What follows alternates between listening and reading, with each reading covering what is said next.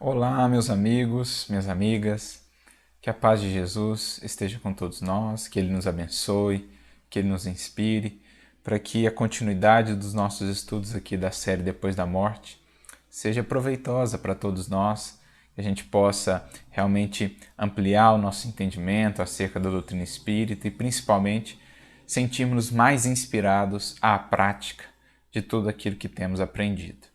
E hoje nós vamos para o capítulo 27 da obra, cujo título é Charlatanismo e Venalidade. É o penúltimo capítulo dessa terceira parte da obra. Apenas lembrando, no episódio passado nós estudamos o capítulo 26 acerca dos perigos do espiritismo.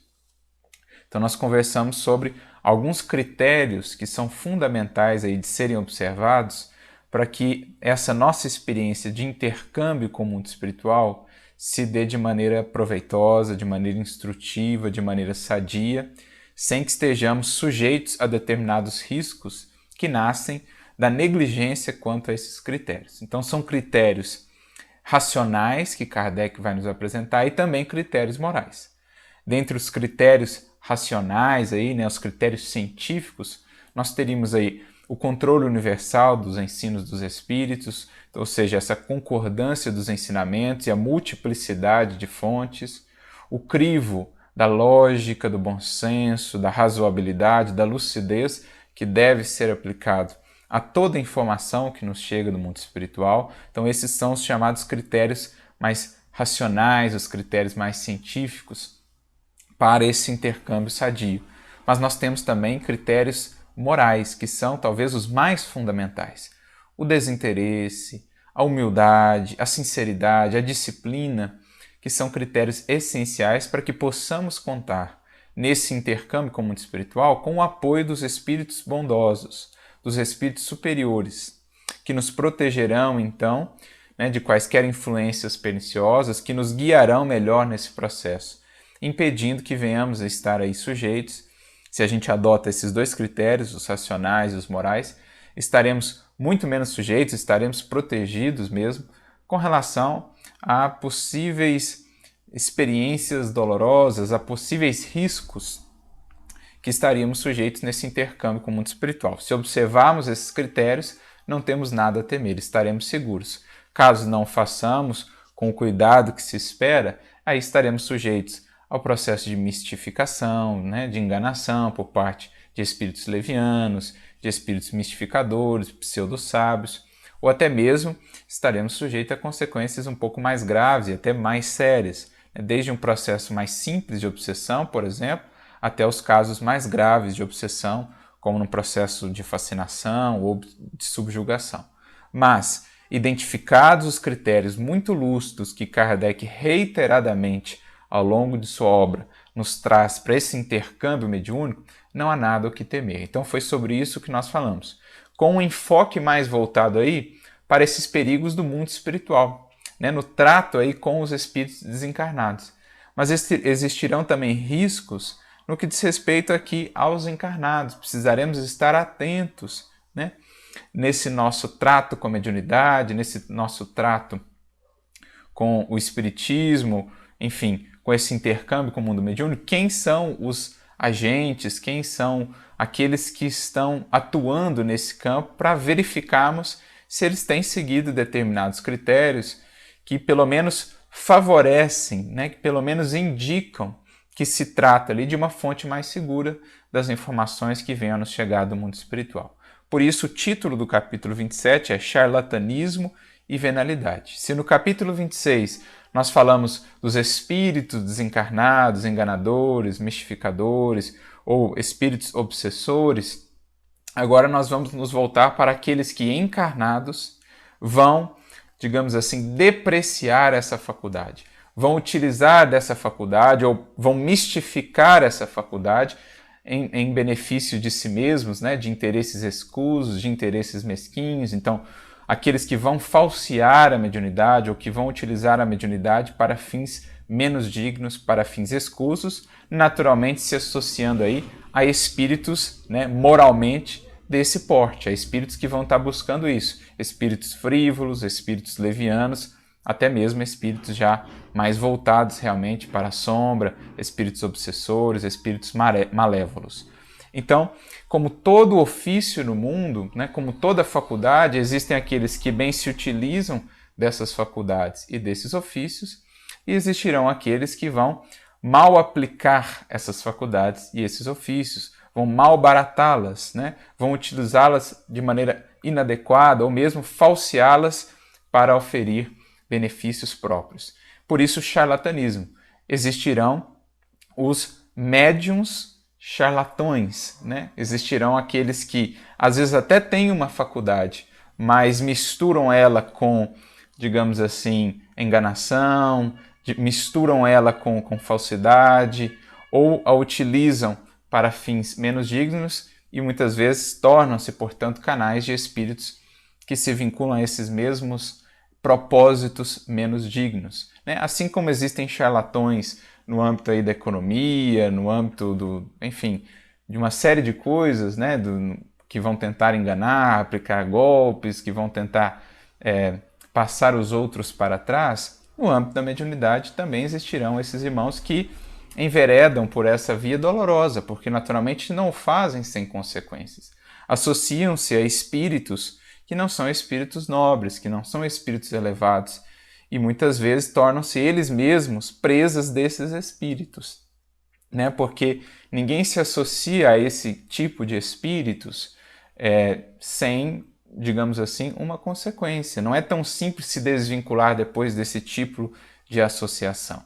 Então, se escolhem como companhia, né, esse tipo de espíritos, esse tipo de falanges espirituais, naturalmente que depois terão todo um processo de reajuste, né? O próprio fato de estarem utilizando essa faculdade que lhes foi dada para crescimento espiritual, para serviço à coletividade, para fins escusos, cria-se aí uma colheita dolorosa para o porvir também. Então, cabe-nos a todos nós estarmos atentos com relação a isso.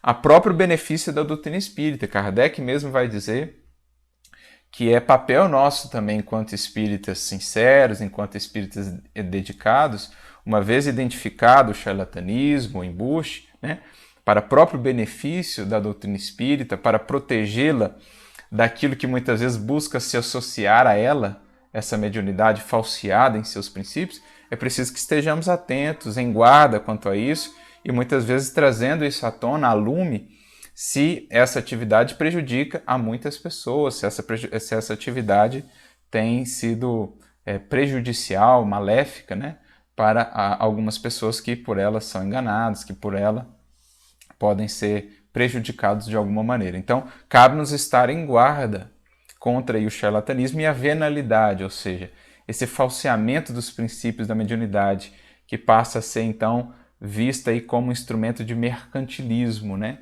De oferir recursos, que cede à corrupção dos valores morais, associando-se, como dizíamos, aos espíritos que vibram nessas mesmas faixas de valores morais.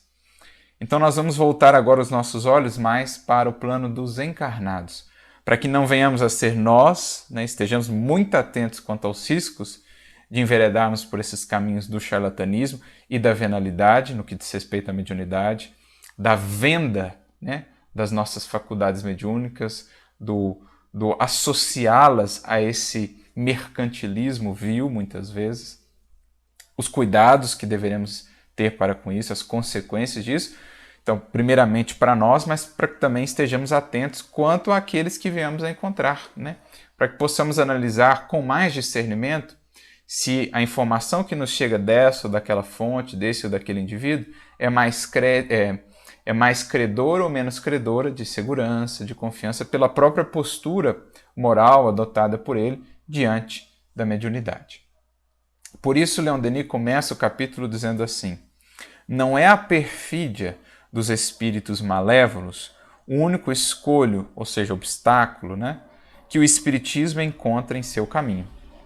Outros perigos ameaçam-no, e estes vêm dos homens. Então, como nós dizíamos, se antes estávamos mais voltados para o mundo espiritual, para os perigos que ali existem, nesse intercâmbio, agora vamos voltar o nosso olhar para o mundo aqui dos encarnados e identificar esses perigos, esses riscos, para os quais precisaremos estar em guarda, né? A próprio benefício do Espiritismo, como dizíamos, né? São escolhos que se criam muitas vezes para o Espiritismo. Por quê? Aquele que vê de fora, que não tem acesso a esses critérios muito claros, ele vai associar aquela conduta equivocada, muitas vezes, ao Espiritismo, quando o Espiritismo frontalmente, declaradamente, orienta em sentido diverso. Não é aquela postura a ser adotada no que diz respeito à mediunidade. Da venda, da associação a interesses mesquinhos, a interesses pessoais. Né? Mas quem olha de fora, faltando-lhe aí esses critérios, é preciso que ele tenha aí uma ponderação de quem está de dentro, né? Está dentro, inserido no Espiritismo, para que aqueles de fora possam ver, olha, não é assim que o Espiritismo propõe essa interação com o mundo espiritual. Então Kardec fala muito disso ao longo das obras básicas, ao longo da Revista Espírita, né? Muitas vezes nos orientando, então, para deixarmos claros quais são esses princípios pelos quais o Espiritismo se norteia no que diz respeito à mediunidade, para que os outros, os de fora, os leigos, os interessados, ou mesmo os críticos, possam ter, digamos assim, mais recursos para analisar se aquilo realmente está associado com o espiritismo ou se trata de alguma forma de espiritualismo distanciada da proposta espírita. O charlatanismo e a venalidade podem invadir e arruinar as novas doutrinas. Então, na verdade, ao longo de toda a história da humanidade, né, o charlatanismo e a venalidade sempre estiveram ali, muitas vezes mesclando-se ao espiritualismo, às várias formas de espiritualismo, e não seria diferente, né, com essas novas doutrinas, no caso o espiritualismo moderno, como o Leon Denis por vezes vai se referir ao espiritismo, não seria diferente. Tudo na humanidade está sujeito à má aplicação, à incorreta aplicação. A mediunidade não seria diferente. Então, desde os tempos mais remotos, nós temos a mediunidade bem aplicada, bem orientada, e nós temos o charlatanismo e a venalidade imiscuindo-se a essa faculdade, muitas vezes depreciando-a ao olhar de tantos, depreciando os seus resultados e as suas finalidades. Então, nós temos isso, por exemplo, desde lá do Antigo Testamento. Aliás, o próprio Kardec vai deixar isso claro quando trata, ele tem um capítulo praticamente inteiro, né, do Evangelho segundo o Espiritismo, que é o capítulo 26, quando ele vai tratar do dar de graça o que de graça recebestes, e boa parte desse capítulo ele vai tratar então da questão da mediunidade gratuita, o porquê, né, da importância da mediunidade gratuita como uma garantia aí realmente de uma segurança naquele intercâmbio mediúnico, tanto da informação que chega por meio desse recurso, como também para a própria proteção, né, do médium, para a própria proteção ali dos envolvidos, porque esse desinteresse é a melhor proteção que se tem para quaisquer influências perniciosas da parte dos espíritos, como também um dos critérios mais seguros, né, que dá mais segurança ao que se obtém por meio da mediunidade, o desinteresse, portanto. Então, lá nesse capítulo 26 do Evangelho segundo o Espiritismo,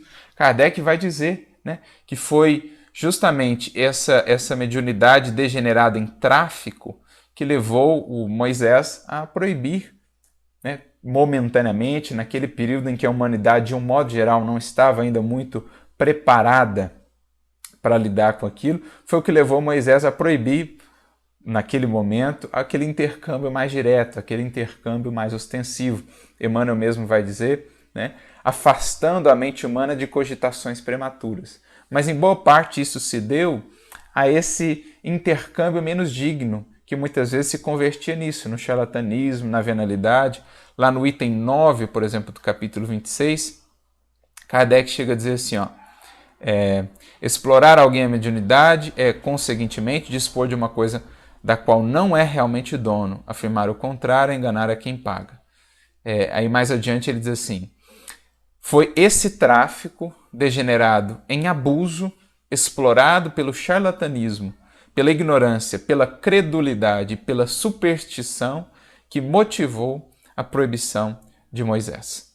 o moderno espiritismo, compreendendo o lado sério da questão, pelo descrédito a que lançou essa exploração, elevou a mediunidade à categoria de missão. Então o espiritismo vai lançar um descrédito a esse tipo de exploração, vai deixar claro, vai proclamar abertamente que não é essa a proposta, que não é esse o caminho mais adequado para o tratar, né, com a mediunidade.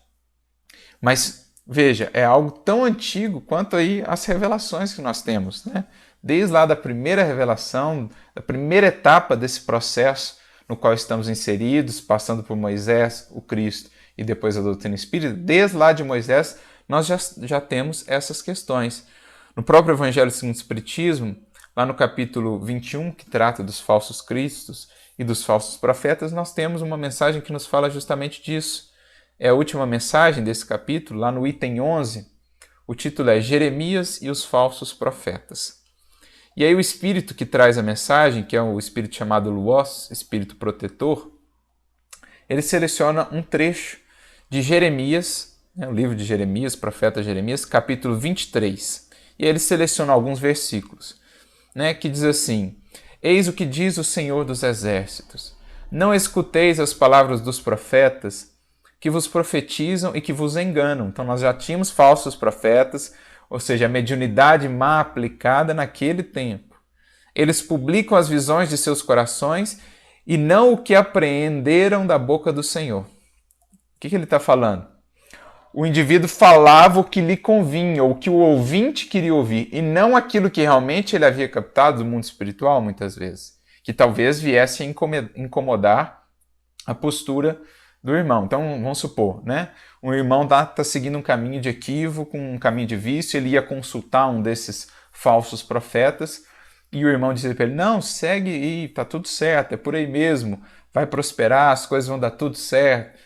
Quando, na verdade, ele sabia que não era aquele caminho mais adequado. Mas, muitas vezes interessado no provento, no recurso que ele poderia ter daquilo, ele afirmava não o que ele havia captado, talvez em termos de inspiração, ou que no fundo sabia, ele afirmava aquilo que era do seu interesse ou conveniente para o seu cliente, muitas vezes. Então, dizem aos que de mim blasfemam: o Senhor o disse, tereis paz. E a todos os que andam na corrupção de seus corações, nenhum mal vos acontecerá. Então, o que eles diziam? Olha, aqueles que blasfemam do Senhor, ou seja, aqueles que seguiam por caminhos contrários à lei divina. O que esses falsos profetas diziam para eles? Não, o Senhor disse, tereis paz, fica tranquilo, está tudo certo. E a todos os que andam na corrupção de seus corações, aqueles que estavam nos caminhos dos vícios, nos caminhos corrompidos, o que os falsos profetas diziam para eles? Nenhum mal vos acontecerá. Está tudo certo, está tudo tranquilo.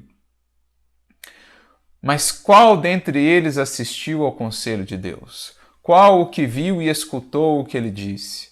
Eu não enviava esses profetas. Eles corriam por si mesmos, ou seja, falseavam a mediunidade. Eu absolutamente não lhes falava, eles profetizavam de suas cabeças. Então, de duas uma, Ou criavam aquilo que falavam, ou captavam a informação de espíritos inferiores e transmitiam como a vontade divina, como sendo a vontade divina. Eu ouvi o que disseram esses profetas, que profetizavam a mentira em meu nome, dizendo: sonhei, sonhei, mediunidade onírica. Até quando essa imaginação estará no coração dos que profetizam a mentira e cujas profecias não são senão as seduções do coração deles? Olha isso. Então, percebam, uma descrição claríssima do que era esse processo já de charlatanismo desde aqueles tempos remotos. E aí, ao comentar esse trecho, o Espírito Luós diz assim: essas palavras indicam claramente que já naquela época os charlatães e os exaltados abusavam do dom da profecia e o exploravam. Abusavam, por conseguinte, da fé simples e quase cega do povo. O povo não tinha muitas vezes recursos para fazer esse discernimento, para fazer essa análise. Qualquer um que se apresentava lá como profeta, que fizesse alguns prodígios, entre aspas, muitas vezes efeitos físicos, até tinha alguma faculdade ali de efeitos físicos, uma certa premonição, enfim. amparados às vezes por espíritos inferiores que os auxiliavam nas suas respostas e tal, mas o povo, de um modo geral, não tinha meios para fazer esse discernimento. Por isso até Moisés proibiu, né? Porque faltavam ainda recursos para lidar com aquilo de maneira mais sensata, de maneira mais adequada. Então, abusavam, por conseguinte, da fé simples e quase cega do povo, predizendo por dinheiro. Então, desde aquele tempo já tinha esse mercantilismo em torno da mediunidade, coisas boas e agradáveis. Então, só falava o que convinha, né, aos que o buscavam, porque, caso contrário, eles perderiam aí o cliente. Muito generalizada se achava essa espécie de fraude na nação judia. E não só, né, no meio daquele povo, em outras culturas também. A mediunidade, tão antiga quanto a própria humanidade, em todos os tempos, ela tem sofrido também essa influência perniciosa aí do mercantilismo, do charlatanismo, mas também tiveram aqueles em todos os tempos que bem souberam utilizar essa faculdade, né? Moisés, por exemplo, nós temos vários momentos, várias passagens do Antigo Testamento que nós vemos claramente efeitos mediúnicos ali envolvendo Moisés, mas ele já com um lastro moral maior, né, até na condição de missionário que era, conseguia canalizar isso mais adequadamente. O Cristo, então, os discípulos, os apóstolos depois, sempre com esse desinteresse, com essa orientação adequada para a mediunidade, mas em todos os tempos também tivemos esse tipo de desvio. Então se achava muito generalizada essa espécie de fraude na nação judia e fácil é de compreender-se que o pobre povo, em sua ignorância, nenhuma possibilidade tinha de distinguir os bons dos maus, sendo sempre mais ou menos ludibriado o povo pelos falsos ou pelos pseudo-profetas que não passavam de impostores ou fanáticos. Então veja só, né, para deixar claro para nós que isso aí é antigo, né? Não é algo novo, em todo o tempo isso existiu, mas quando veio o Espiritismo, isso também teve ali, né, a sua influência, teve ali os seus prejuízos causados por isso, né? Não só o Espiritismo, mas o espiritualismo de um modo geral, né, sempre teve de lidar com isso.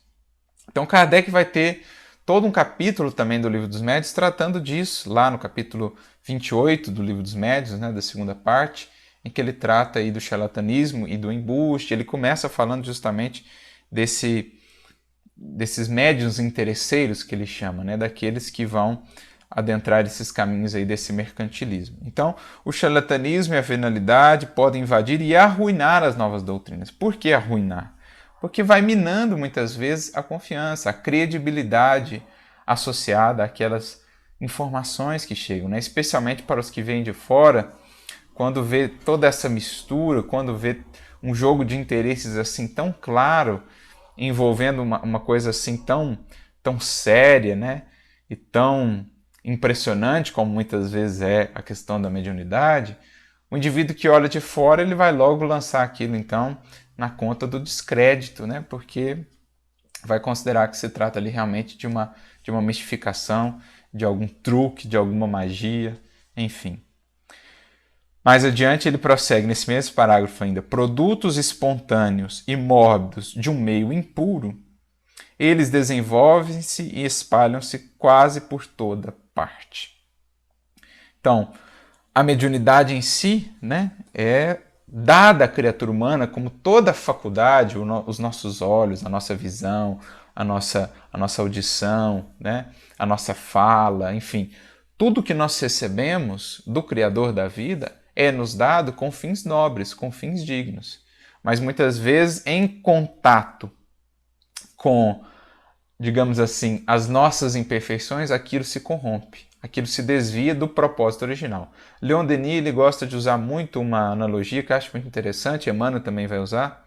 Ele aplica isso às religiões, mas a gente pode aplicar num sentido mais abrangente, né? As nossas faculdades, a mediunidade, enfim. Ele vai dizer que as religiões, por exemplo, são como que uma gota de orvalho pendendo num galho, né? Uma gota límpida, pura.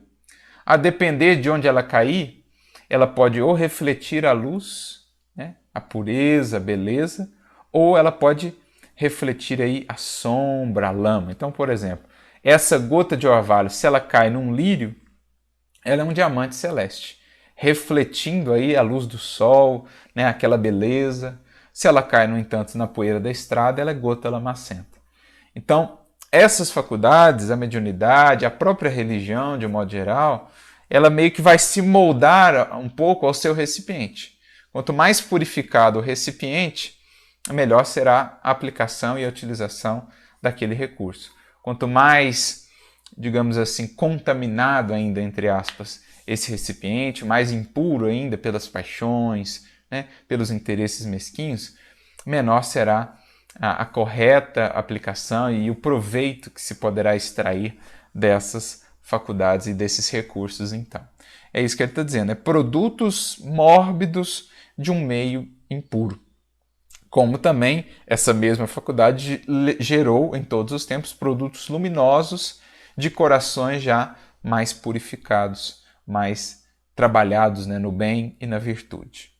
A ignorância da maioria do povo favorece e alimenta essa fonte de abusos.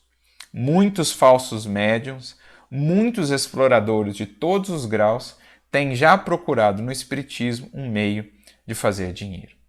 Por isso, Kardec vai bater nessa tecla tantas e tantas vezes na codificação, nas suas obras, a importância do Espiritismo como uma doutrina de estudo, para não sermos assim tão suscetíveis a esses processos de enganação e para que estejamos muito conscientes, né, da responsabilidade que envolve o utilizar dessas faculdades, a aplicação dessas faculdades. Então, daí a importância de estudarmos, para que estejamos conscientes, para que tenhamos bom senso, para que tenhamos lucidez no tratar com esses fenômenos. Porque aí não somos enganados facilmente, ludibriados, seja por espíritos encarnados, seja por encarnados, e também estaremos, nós médiuns, né, nós tarefeiros, muito mais conscientes das responsabilidades tremendas que nos pesam nos ombros na utilização dessas faculdades, especialmente se com elas influenciamos outras vidas, outros caminhos e outros destinos. Aí a responsabilidade se amplia ainda mais, porque responderemos naturalmente dos desmandos, né, dos descaminhos que outro venha a entrar por nossa influência, especialmente nesse âmbito da mediunidade, né? Aquilo que a gente transmite ao outro, muito cuidado, muito critério naquilo que semeamos, no tipo de instrumentalidade que nos tornamos, né? Que tipo de vaso somos e que tipo de conteúdo transportamos a partir da mediunidade. O magnetismo, nós o vemos, também não está ao abrigo desses industriais, e talvez daí se derive uma das causas que por tanto tempo afastaram os sábios do estudo dos fenômenos. Então, além de ter esse prejuízo para o próprio indivíduo, que se torna instrumento aí, né, dessa venalidade, desse charlatanismo, e naturalmente se associa a espíritos desencarnados inferiores, que muitas vezes vão obsidiá-lo também, vão criar-lhe dores e complicações, além de ser um prejuízo para aqueles outros, às vezes, de que ele vai se aproveitar, que ele vai ludibriar e enganar, é ainda um prejuízo para a doutrina espírita, porque afasta dela, muitas vezes, espíritos sábios, espíritos interessados, né, que mal informados num primeiro momento, num primeiro olhar, quanto ao que é de fato a doutrina espírita, tomando-a por aquilo que vem, aquele charlatanismo, aquele jogo de interesse, se afastam desse estudo, criando aí entraves para a própria divulgação da doutrina espírita. Então o indivíduo responde naturalmente em si mesmo, pelos prejuízos que causou por si, pelos prejuízos que causou a terceiros e pelos prejuízos que causou à doutrina espírita, né? Ao cristianismo redivivo. Então é uma tremenda responsabilidade o que a gente precisa aí ter muito em conta, né? Diante de qualquer atuação nossa no âmbito da doutrina espírita, no âmbito da mediunidade, né? E naturalmente isso aqui se aplica, né, aos outros campos do espiritualismo, não só a doutrina espírita, mas a mediunidade de um modo geral, né? No âmbito do espiritualismo, para que ela possa ser exercida com segurança, para que o indivíduo que seja o seu intérprete possa realmente contar com essa segurança, com o apoio dos bons espíritos, esse vai ser um critério aí universal, né? Um critério recomendado de maneira mais abrangente, né? Esse desinteresse no trato da mediunidade. Mais adiante, no próximo parágrafo, ele diz assim: a fraude e a mentira são consequências inevitáveis da inferioridade das sociedades humanas. Sempre à espreita das ocasiões de viverem à custa da credulidade, eles se insinuam por toda parte, nodoam as melhores causas, comprometem os mais sagrados princípios. Inteiramente de temer é essa tendência de alguns para mercadejarem com a mediunidade, para criarem em si uma situação material com auxílio de faculdades reais, mas de caráter variável. Então nós temos dois problemas aí principais no que diz respeito a esse mercantilismo da mediunidade, né? E Kardec vai tratar justamente disso lá no capítulo 26, que citamos, do item 7 em diante, no Evangelho segundo o Espiritismo, quando ele trata da mediunidade gratuita. O primeiro aspecto, o primeiro problema disso é que, buscando interesses pessoais, interesses mesquinhos, o indivíduo afasta de si o apoio dos bons espíritos. E um outro aspecto, ele não é senhor da sua faculdade propriamente, porque ela depende, no fundo, dos espíritos. E, em faltando os espíritos, muitas vezes já tendo comprometidos com este ou aquele fenômeno, com esta ou aquela demonstração, para oferir esses seus recursos, o que o indivíduo muitas vezes é levado a fazer? Às vezes ele até tem uma certa faculdade, mas diante dessa vacilação, dessa faculdade que é intrinsecamente de caráter variável, ele pode ver-se ali impelido, né, a falsear a faculdade quando essa lhe faltar, porque ele já comprometeu-se, né, com um determinado fenômeno, com uma determinada resposta, tendo em vista oferir o retorno disso. Então tem esses dois problemas, né? Primeiro, que ele afasta o aporte seguro dos bons espíritos, e segundo, que ele não pode garantir jamais que o fenômeno se dá, porque isso não depende dele. Isso depende do lado de lá, digamos assim. Então, naturalmente, ele, em faltando, né, esse aporte dos espíritos, o indivíduo muitas vezes vai se sentir impelido a falsear a faculdade para não ser ali descoberto. Então, são esses riscos, né, que estão associados a esse mercantilismo da mediunidade. E Kardec vai tratar justamente desses dois aspectos nesse capítulo 26 que citava, do Evangelho segundo o Espiritismo. Lá no item 8 ele diz assim: quem conhece as condições em que os bons espíritos se comunicam, a repulsão que sentem por tudo que é de interesse egoístico, e sabe quão pouca coisa se faz mister para que eles se afastem, jamais poderá admitir que os espíritos superiores estejam à disposição do primeiro que apareça e os convoque a tanto por sessão. O simples bom senso repele semelhante ideia.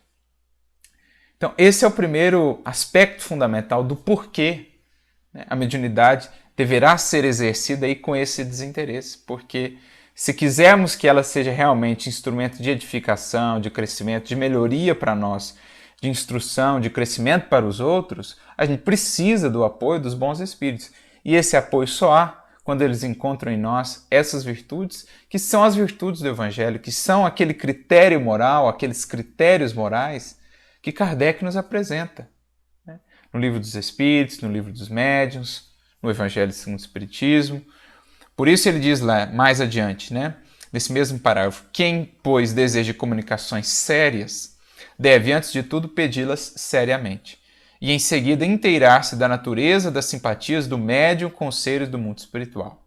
Ora, a primeira condição para se granjear a benevolência dos bons espíritos é a humildade, o devotamento, a abnegação, o mais absoluto desinteresse moral e material. Então veja, não basta apenas desinteresse material, não basta apenas uma mediunidade que seja feita gratuitamente, sem qualquer recurso, né, de pagamento, sem qualquer provento. Existe muitas vezes o interesse moral por detrás. O indivíduo pode estar até não recebendo materialmente, mas às vezes ele está querendo fazer da mediunidade um instrumento de status, de influência, de prestígio, de fama, de ascendência. Isso é interesse também, interesse moral. Então é absoluto desinteresse material e moral também. É gratuita no mais amplo sentido do termo, né? Sem esperar retornos materiais, mas também retornos entre aspas, morais. O próprio reconhecimento, os próprios aplausos do mundo são, no fundo, interesses que comprometem a, digamos assim, a pureza, né, a segurança desse exercício mediúnico. Daí a gente vê, né, a grandeza de um Chico Xavier, da mediunidade em um Chico Xavier. Aquele desinteresse moral, material absoluto, completa entrega, completa renúncia, completa doação. Mesmo com as críticas mais ferinas, mesmo com os ataques, né? Mesmo com as dificuldades materiais de uma vida ali de pobreza, de dificuldades, nunca utilizou-se da mediunidade para sobrepor-se aos demais, para aliviar aí as suas facilidades. Pelo contrário, viu nela sempre esse apostolado com o Cristo. E por isso uma mediunidade tão cristalina, por isso um conteúdo tão sublime, tão valoroso como o que ele nos legou, né? Sendo intermediário de tantos e tantos espíritos benfeitores. Kardec traz reflexões nesse sentido também, lá no capítulo 28, que eu citava do livro dos médiuns, né? Charlatanismo em embuste. Lá no item 304 ele diz assim: como tudo pode tornar-se objeto de exploração, nada de surpreendente haveria em que também quisessem explorar os espíritos. Resta saber como receberiam eles a coisa, dado que tal especulação viesse a ser tentada. Diremos desde logo que nada se prestaria melhor para o charlatanismo e a trapaça do que semelhante ofício. Então, mais do que as outras coisas que podem ser exploradas também, a mediunidade, esse intercâmbio com os espíritos, se presta muito ao charlatanismo e à trapaça, justamente pela dificuldade muitas vezes da averiguação, da análise, né? Daí a importância de conhecer muito bem esses critérios. Muito mais numerosos do que os falsos sonâmbulos, que já se conhecem, seriam os falsos médiuns, e este simples fato constituiria fundado motivo de desconfiança. O desinteresse, ao contrário, é a mais peremptória resposta que se pode dar aos que nos fenômenos só veem trampolinices.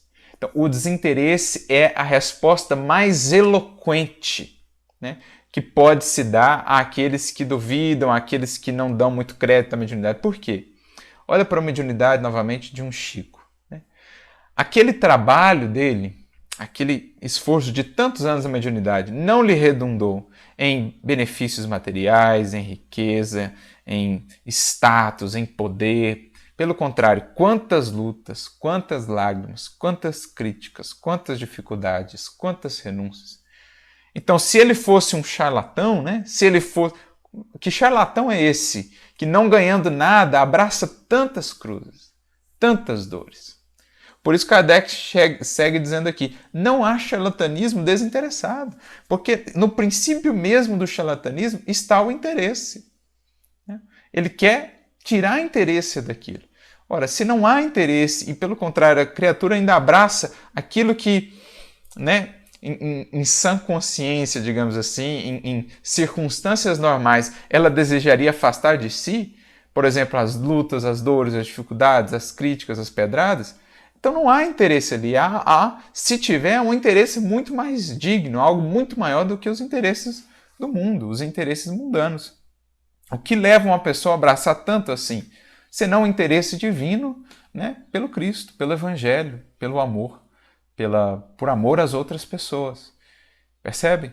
Então olha o que Kardec está dizendo. É a mais perentória resposta que se pode dar. Não há charlatanismo desinteressado. Qual, pois, o fim que objetivariam os que usassem de embuste sem proveito? Sobretudo quando a honorabilidade os colocasse acima de toda suspeita. Então, é isso que Kardec deixa claro. Mas esse é o primeiro motivo, né? Há o outro motivo que Kardec, voltando lá para o Evangelho segundo o Espiritismo, vai dizer para nós, no item 9. A par da questão moral, apresenta-se uma consideração efetiva não menos importante, que entende com a natureza mesma da faculdade. A mediunidade séria não pode ser e não será nunca uma profissão. Não só porque se desacreditaria moralmente, identificada para logo com as dos ledores de sorte, da boa sorte, como também porque um obstáculo a isso se opõe. É que se trata de uma faculdade essencialmente móvel, fugidia, mutável, com cuja perenidade, pois, ninguém pode contar. Então, ele vai dizer aqui, né, aqui um pouco mais adiante, ó, a mediunidade não é uma arte, não é um talento, pelo que não pode tornar-se uma profissão. Ela não existe sem o concurso dos espíritos. Faltando estes, já não há mediunidade. Explorar alguém a mediunidade é, conseguintemente, dispor de uma coisa da qual não é realmente dono. Afirmar o contrário é enganar a quem paga. A mais, não é de si próprio que o explorador dispõe, é do concurso dos espíritos das almas dos mortos que ele põe a preço de moeda. Esta ideia causa instintiva repugnância. Então, olha só. Que é o que Leon Denis disse aqui, né? A mediunidade, inteiramente de temer, é essa tendência de alguns para mercadejarem com a mediunidade, para criarem em si uma situação material, com auxílio de faculdades reais, mas de caráter variável. Então, se o indivíduo ali se propõe a mercadejar com aquilo, se compromete lá com um fenômeno, com uma resposta, mas faltam os espíritos, o que ele vai ser muitas vezes levado a fazer pelo seu interesse, né? A falsear, a realmente criar ali uma ilusão para seguir alcançando os seus interesses mesquinhos. Então, por isso que a mediunidade não pode e não será nunca uma profissão dentro dessas linhas, desses critérios que o Espiritismo nos apresenta, né, do exercício da mediunidade no Espiritismo. Por quê? Primeiro, a gente não teria jamais uma mediunidade séria, ela cairia em descrédito moral pelo próprio afastamento dos espíritos superiores que não coadunam com esse tipo de postura, com esse tipo de mercado. E segundo, é uma faculdade variável, é uma faculdade móvel, né? Não está no nosso controle dizer quando a gente vai poder ter uma experiência mediúnica aqui ou acolá, enfim. Por isso, mais adiante, ele diz: a mediunidade é uma coisa santa, que deve ser praticada santamente, religiosamente. Então, é nesse sentido. Não há nenhuma pessoa, ele vai dizer aqui em algum momento, que poderia dizer que, né, nesse ou naquele momento obteria um fenômeno mediúnico. Aqui, ó. Daí vem não haver no mundo um único médium capaz de garantir a obtenção de qualquer fenômeno espírita em dado instante. Por quê? Porque ele não é propriamente o senhor aí, né, do intercâmbio mediúnico. Ele tem uma predisposição, mas sem os espíritos não tem fenômeno mediúnico. Avançando ainda nesse parágrafo, mais adiante, o Leon Denis diz, né, espíritos elevados não se poderiam prestar a fins interesseiros. E o menos que se deve temer em tal caso é cair sob a influência de espíritos frívolos e gracejadores. Na ausência de fenômenos reais, tendência fatal impelirá o médium retribuído a simulá-los. Então, esses dois critérios que Kardec trabalha aqui no Evangelho segundo o Espiritismo. Introduzir nesta ordem de ideias a questão de dinheiro é comprometer-lhes o valor moral. O amor pelo ouro corrompe os mais sublimes ensinos. Lembra até aqui na orientação do apóstolo Paulo, na primeira epístola a Timóteo, no capítulo 6, versículo 10, quando Paulo diz, né, que o amor pelo dinheiro é a raiz de muitos males, porque se a gente se apega excessivamente a esses interesses materiais, a gente corrompe muitas vezes as melhores coisas. Assim está no comércio, na política, né, na governança, enfim, numa série de aspectos, assim também no âmbito da mediunidade. Então, misturar essas coisas é muitas vezes criar brechas muito complicadas para esse intercâmbio, para essa interação mediúnica. A gente lembra até alguns exemplos, né? A gente vinha falando como isso é antigo. É interessante como Emmanuel faz questão de registrar isso nas suas obras. Se a gente lembrar ali há 2000 anos, 50 anos depois, Paulo e Estevão, em todas essas três a gente tem exemplo dessa mediunidade mal utilizada, dessa mediunidade associada aos interesses, né, e ao mercantilismo. Lá no há 2000 anos nós temos o caso do Araxes, né, que foi procurado lá por Saúde de Horas e que tinha essas questões mediúnicas e vendia, né, os seus serviços, tinha até mesmo uma faculdade ali, mas vendia os seus serviços. Depois, nos 50 anos depois, nós temos o caso da Plotina, também mesma coisa, em Roma. Né? A gente citou lá a mensagem do Evangelho segundo o Espiritismo que falava desse desse mercantilismo lá na nação antiga, né, do judaísmo, lá entre os judeus.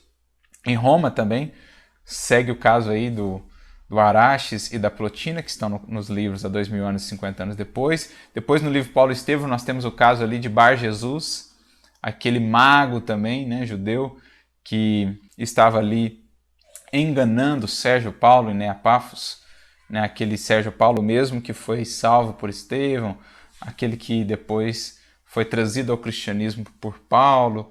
E aí tem até aquele diálogo interessante, né, entre Bar Jesus e Paulo. Paulo, em determinado momento, fez com que ele ficasse cego ali, para que pudesse repensar os caminhos que vinha percorrendo, né, desses interesses mesquinhos. Então é interessante a gente ver como que Emmanuel, nessas 3 obras, traz para nós esses casos, para mostrar o quanto isso é antigo, o quanto isso antecedeu o Espiritismo. E naturalmente que, no âmbito do Espiritismo e do espiritualismo moderno, nós teríamos também esses desafios, né? Essas questões a olhar. No próximo parágrafo ele diz: a ignorância não é um flagelo menor. Muitos desses que se entregam às manifestações desprovidos de noções exatas, pouco esclarecidos sobre as questões de fluidos, de perispírito, de mediunidade, confundem e desnaturam todas as coisas por falsas interpretações. Lançam depois verdadeiro descrédito sobre tais estudos, fazendo conceber aos incrédulos que neles só há ilusões e quimeras. Então Kardec vai tratar muito disso aqui na primeira parte do Livro dos Médiuns, lá no capítulo 3, por exemplo, do método, em que Kardec vai falar desse método mais propício, né, para o indivíduo ir adentrando ao Espiritismo. E ele frisa ali a importância de estudar primeiro a teoria, de compreender primeiro os fenômenos, as leis por detrás, para depois se entregar à experimentação, para não correr esses riscos aqui, né? De interpretar equivocadamente as coisas, né? De lançar algumas coisas aí no âmbito da superstição, do sobrenatural, de exagerar, enfim. Ele vai até falar nesse capítulo sobre os espíritas exaltados, que são aqueles que, sem essa base, né, já mais consolidada, essa base doutrinária, deixam-se levar muito facilmente por quimeras, por ilusões, por espíritos mistificadores. E, vai dizer Kardec, eles são, digamos assim, mais prejudiciais ao espiritismo do que os adversários por vezes, porque eles lançam o espiritismo em descrédito, compartilham determinadas ideias, determinadas noções que não são do espiritismo, que são entendimentos muito pessoais, opiniões muito próprias, que nascem muitas vezes dessa incompreensão com relação aos fenômenos, com relação às leis que presidem aos fenômenos. Então ele vai até dizer lá, né, Kardec, que o entusiasmo ele deslumbra, não reflete. Então são aqueles que aceitam muito cegamente tudo que vem do mundo espiritual e saem levando isso adiante, divulgando, muitas vezes lançando a doutrina em descrédito perante aqueles observadores de fora. Então, às vezes, fazem mais mal à doutrina espírita do que aqueles mesmos que a atacam, aqueles mesmos que a buscam desmerecer. Mais adiante, não há um princípio, uma doutrina que não tenha sido desnaturada, nenhuma verdade que não tenha sido falsificada, obscurecida a bel prazer. Então, todas as doutrinas do mundo, o próprio cristianismo, todas as religiões, lidaram com isso. No caso do Espiritismo, não seria diferente. Cabe-nos, no entanto, buscar aí o bom senso, a lucidez de Kardec, para não sermos nós esses espíritas exaltados, para não sermos nós aqueles que atuamos como falsos profetas dentro mesmo do Espiritismo. É preciso que a gente esteja em guarda com relação a isso. Critério, discernimento, estudo. A gente falou mais cedo, a importância do estudo. Espiritismo é doutrina de estudo, que liberta, que esclarece, mas também de renovação dos sentimentos, que nos liberta aí desses interesses mesquinhos, das baixezas do egoísmo, do orgulho, da vaidade, que muitas vezes nos fazem prosseguir nesses caminhos de ilusão. Apesar dos preconceitos e da ignorância, prossegue ele no próximo parágrafo, apesar das hostilidades conjuradas, o Espiritismo, nascido ontem, já tem dado passos de gigante. Apesar de tudo isso, o Espiritismo seguia crescendo. Esse rebuliço todo, às vezes, fazia com que o Espiritismo crescesse ainda mais, na verdade. Todos os ataques, as críticas, o Auto de Fé lá de Barcelona, tudo aquilo colocou o Espiritismo ainda mais em voga. E especialmente, né, no caso daqueles espíritos sinceros, dos sábios, né, de boa vontade, que realmente adentravam nos estudos metódicos e tudo mais, acabavam por reconhecer que existia ali realmente algo muito importante. Há 40 anos balbuciava suas primeiras palavras. Então, só lembrando, essa obra é de 1890. Então ele está fazendo uma referência aqui mais ou menos ali à década de 50, que é quando de fato, né, começa a se dar um corpo maior a esses estudos, especialmente a partir do esforço de Kardec ali, do meados da década de 50 em diante, né? De 1855 em diante, nós temos Kardec já mais envolvido com a formação do corpo doutrinário do Espiritismo. Ei-lo agora derramado sobre todos os pontos do globo. A gente viu nos capítulos anteriores, né, ele citando as experimentações do Espiritismo em várias partes do mundo, não só na Europa, na América, no Brasil, Portugal, Espanha, Rússia, enfim, várias partes. Hoje se contam por milhões os seus adeptos, entre os quais muitos são os mais incontestados mestres de ciência. Leon Denis aqui coloca o número de adeptos na casa já dos milhões. Né? Nós não sabemos particularmente se tem algum censo, se tem algum número efetivamente, algum estudo efetivamente quanto a esses números, né, naquele tempo, mas Leon Denis aqui diz que já estava na ordem dos milhões.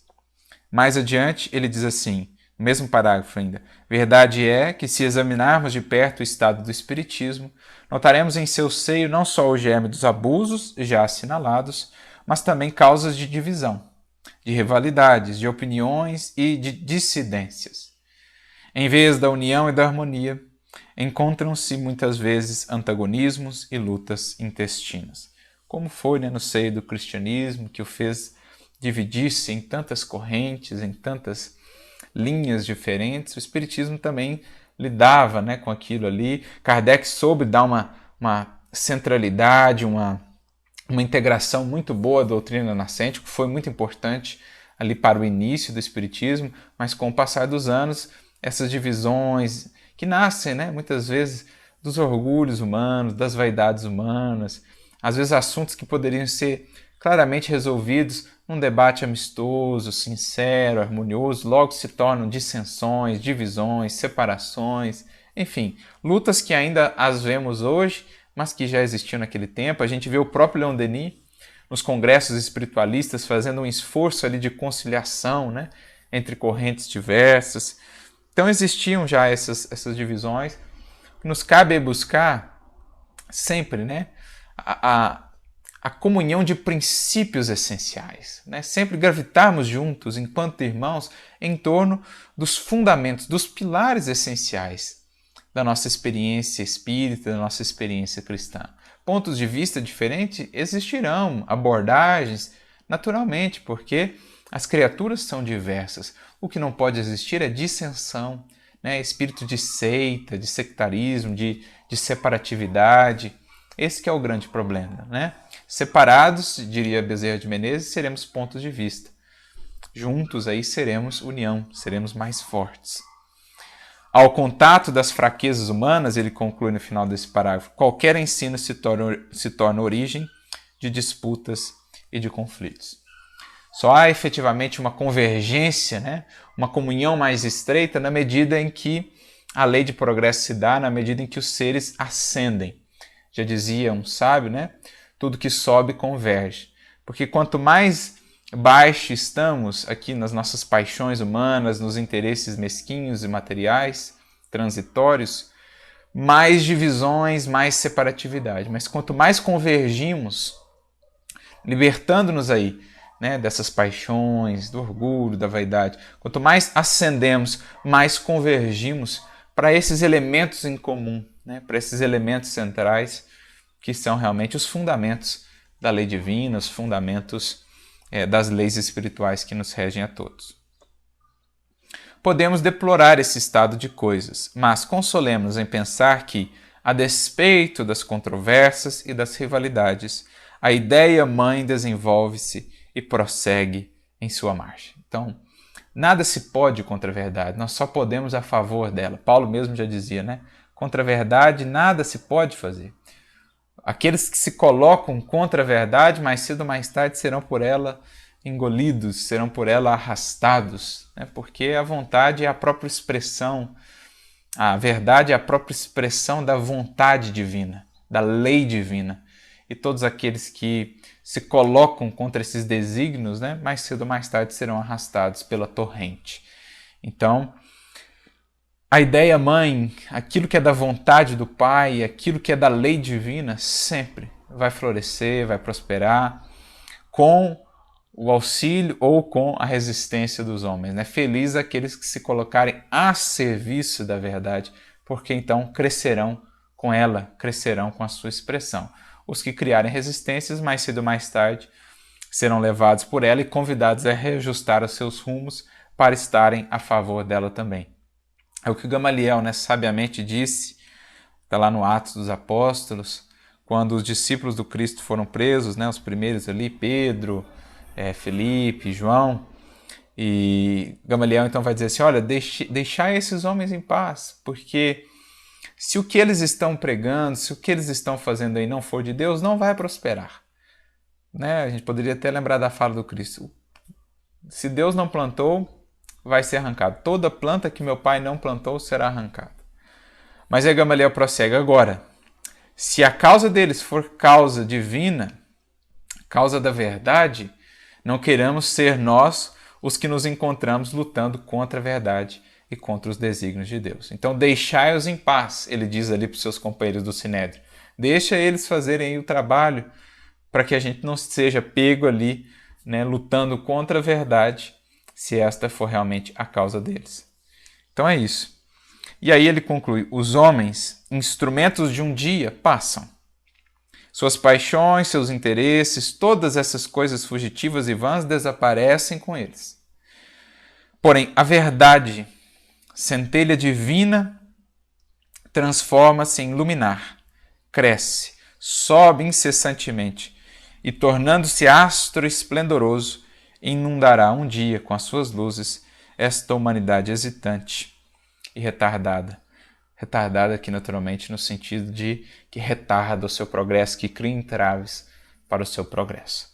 Então, eis a reflexão que Leon Denis nos propõe aqui, para que cada um de nós possa meditar, né, olhando com esses critérios, com esse olhar criterioso que a doutrina espírita nos traz, tanto do ponto de vista racional, lógico, como também moral, como é que nós estamos aí lidando com esse intercâmbio? Seja nós mesmos na condição de médiuns, daqueles que estão envolvidos com o trabalho mediúnico, sejamos nós observando, né, essas informações mediúnicas que nos chegam de outras fontes, de outros indivíduos, os critérios que nos cabe ter nesse intercâmbio, tanto para com encarnados, como também para com os encarnados, tanto para com desencarnados, como também para com os encarnados que estão aqui ao nosso redor.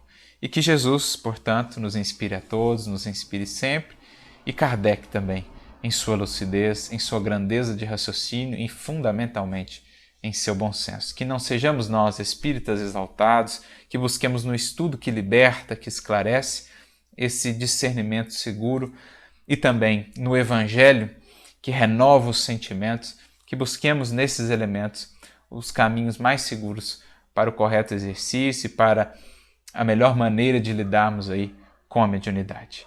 Ficamos por aqui e retornamos então no próximo capítulo, o último capítulo dessa terceira parte da obra, o capítulo 28, Utilidade dos Estudos Psicológicos. Um grande abraço para todos, fiquem na paz do Mestre e até o próximo episódio.